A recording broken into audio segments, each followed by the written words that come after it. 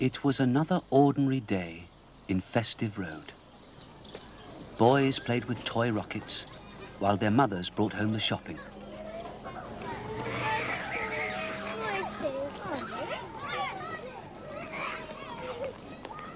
Number 52 is Mr. Benn's house, but Mr. Benn was nowhere in sight. He was in the back garden, talking to his neighbour. "Why is it," asked the neighbour, "that your grass always looks greener than mine?" "Oh, that's strange," said Mr. Benn. "I always thought yours looked greener than mine." And they both laughed. Mr. Benn soon appeared at his front door, wearing his hat and coat. And shortly after, he was walking in the park.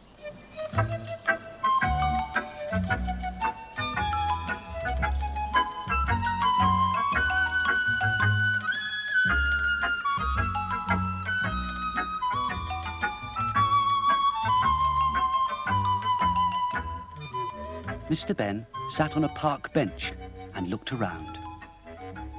He saw a boy flying a kite. It went so high, it seemed to be reaching the clouds. "I wonder if it would go above the clouds if the string was long enough," thought Mr. Benn.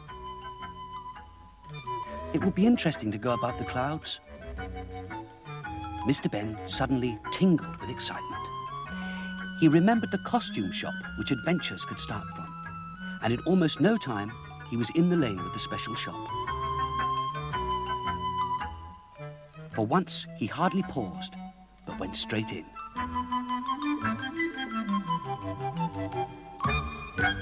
As if by magic, the shopkeeper appeared. "Good morning, sir," he said. "I do believe you have made up your mind already." "Yes, please," said Mr. Benn. "I would like to try the space outfit." "You know the way, sir," said the shopkeeper. And they both looked towards the door of the changing room, where Mr. Benn would try on the outfit. Mr. Benn was soon in the changing room and quickly took off his clothes and put on the space outfit.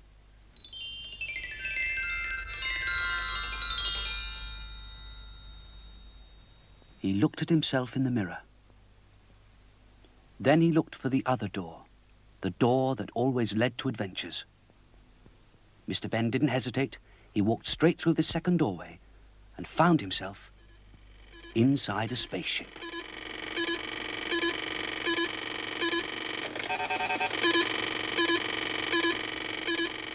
At the controls was another spaceman. "Hello," he said. "Ready for the blast-off?"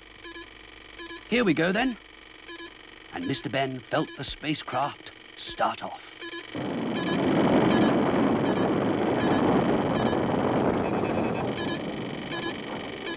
Mr. Benn watched the stars through the window. "Where are we going?" he asked. "To a planet covered with gold and jewels. We'll be rich," said the spaceman. That could be fun, thought Mr. Benn.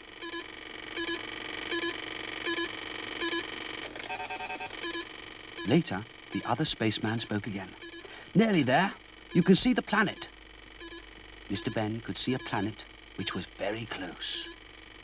Looks very ordinary, but it must be very special with all the gold and jewels lying there, he thought.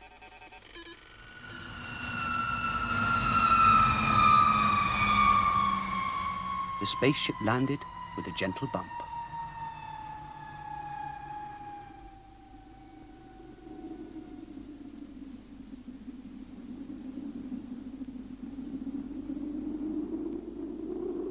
Mr. Benn followed the spaceman down the ladder and looked around.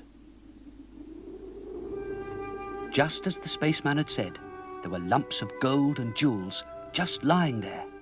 "We are rich," said the spaceman, and it wasn't long before he and Mr. Benn were walking around with their arms full of gold and jewels, looking for even better pieces to carry.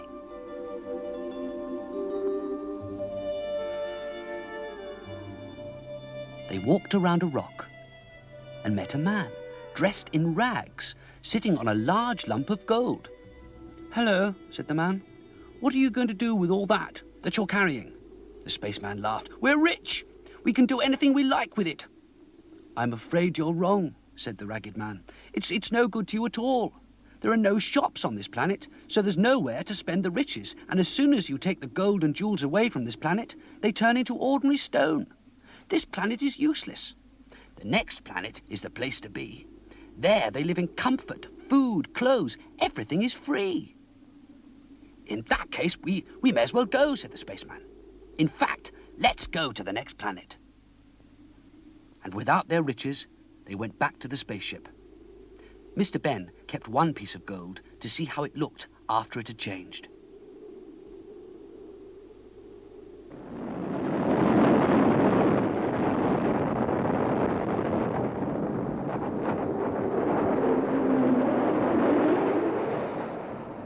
The spaceship flew away from the planet and sped on its way.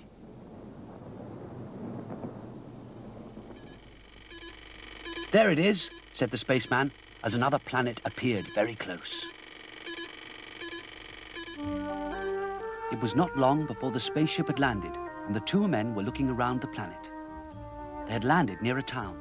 The shops were full of things, and nobody looked poor. The restaurants had tables outside where people sat and ate, and everything was free. Mr. Benn and the spaceman sat down at a table. Gradually, they realized what was wrong with the place. Apart from Mr. Benn and his friend, everything was dull. When the waiter came, they asked him about this dullness. "Well, sir," he said, "there's no colour here at all, and if you stay here very long, you'll be just like us." Then he told them of another planet where everything was very bright. "Come on," said the spaceman, "let's go there. I don't fancy a life without colour." They were soon back in the spaceship. Mr. Benn stood and watched the spaceman as they left the grey planet.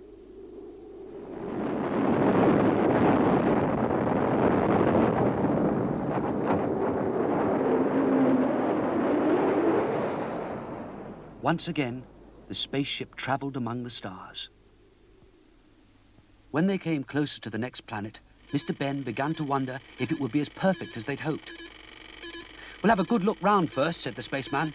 "We won't even get out if we see anything wrong."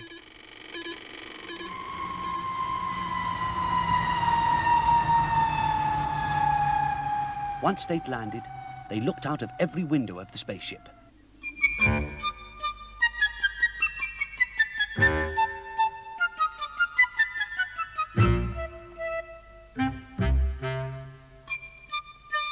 Everything looked all right.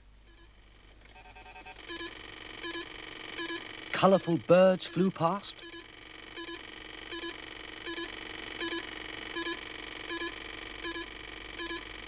There were bright flowers and trees, painted houses and brightly dressed people. They even looked through telescopes to make sure.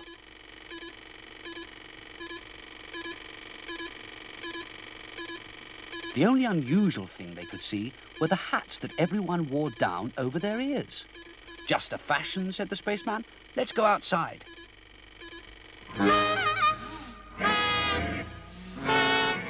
Once outside, they realized the hats were not just fashion. Everyone had their ears covered because the noise was so terrible. Mr. Benn and the spaceman ran back to the spaceship.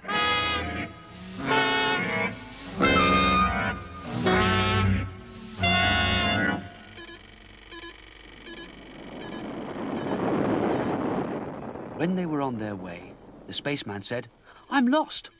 We'll have to stop at the next planet we pass and ask the way."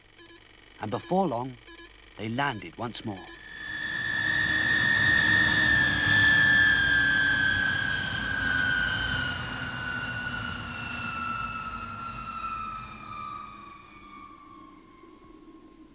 This planet was very hot, too hot, but at least it was quiet enough to be able to talk.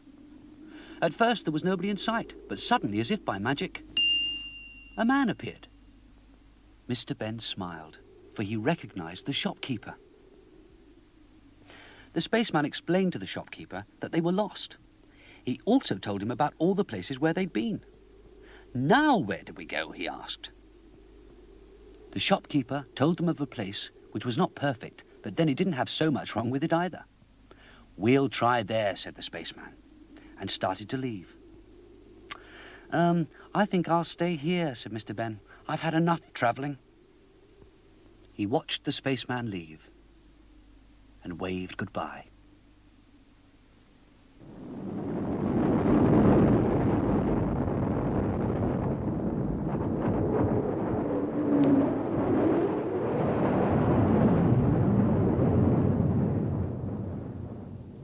"It's very hot, sir." "Step into the cave and keep cool," said the shopkeeper. Mr. Benn went into the cave, and as he'd expected, he found that he was back in the changing room of the shop.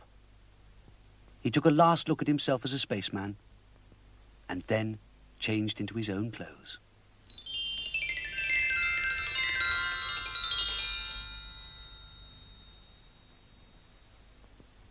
Mr. Benn went into the shop and returned the outfit. "Where did you send the spaceman?" he asked. "Here, sir, back to Earth." "It's not perfect, but it's not too bad either," said the shopkeeper. Back in Festive Road, people went about their business as usual.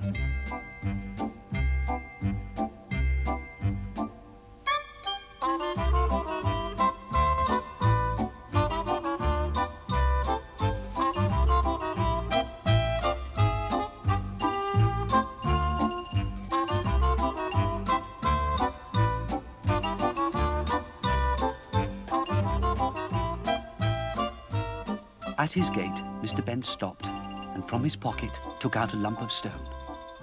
Nobody would believe that this was once gold, he thought. But I'll always keep it, then at least I will remember.